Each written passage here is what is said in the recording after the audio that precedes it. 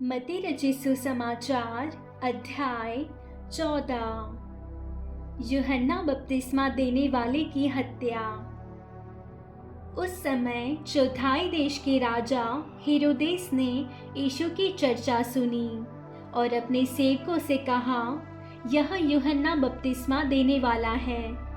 वह मरे हुओं में से जी उठा है, इसीलिए उससे सामर्थ्य के काम प्रकट होते हैं।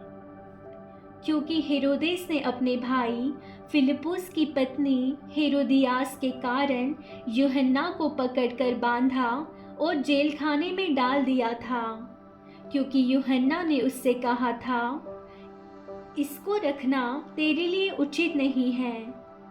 इसलिए वह उसे मार डालना चाहता था, पर लोगों से डरता था, क्योंकि वे उसे भविष्यवक्ता मानते थे।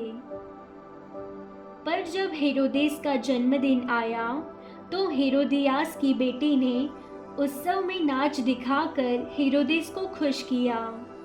इस पर उसने शपथ खाकर वचन दिया, जो कुछ तू मांगेगी मैं तुझे दूंगा।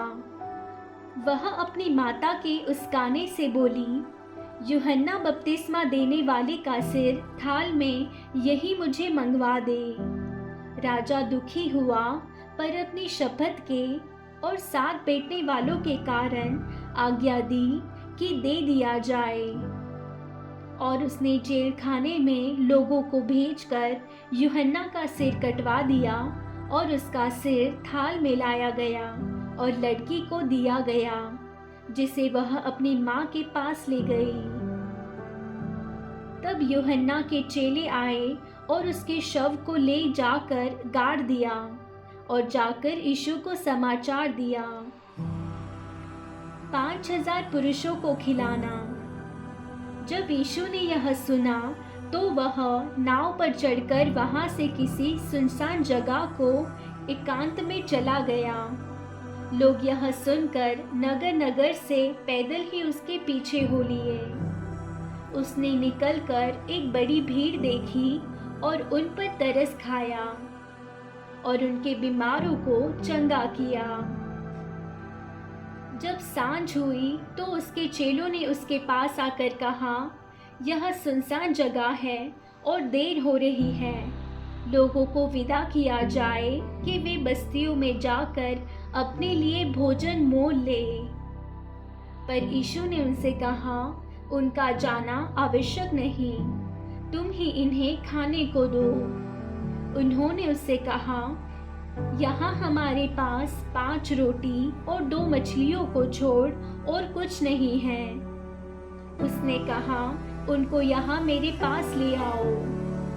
तब उसने लोगों को घास पर बैठने को कहा और उन 5 रोटियों और 2 मछलियों को लिया और स्वर्ग की ओर देखकर धन्यवाद किया और रोटियां तोड़ तोड़ कर चेलों को दी और चेलों ने लोगों को।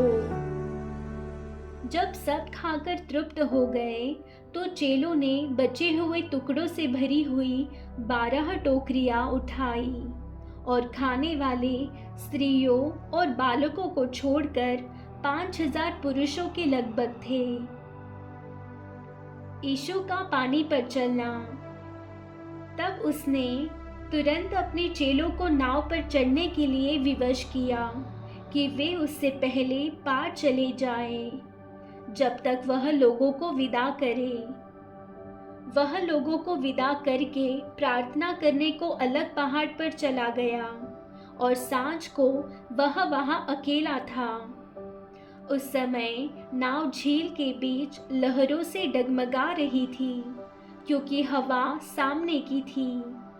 और यीशु रात के चौथे पहर झील पर चलते हुए उनके पास आया। चेले उसको झील पर चलते हुए देखकर घबरा गए और कहने लगे, यह भूत है, और डर के मारे चिल्लाने लगे।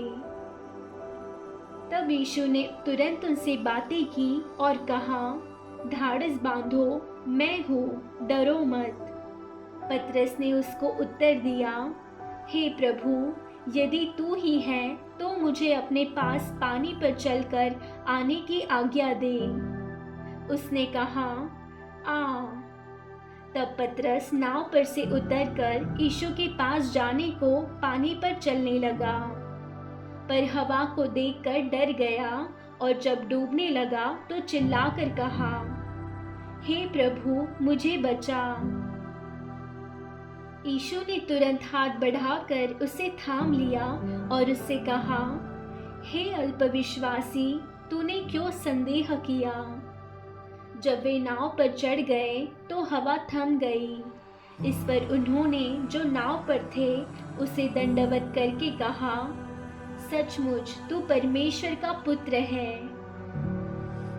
गन्नेसरत में रोगियों को चंगा करना। वे पार उतरकर गन्नेसरत में पहुँचे।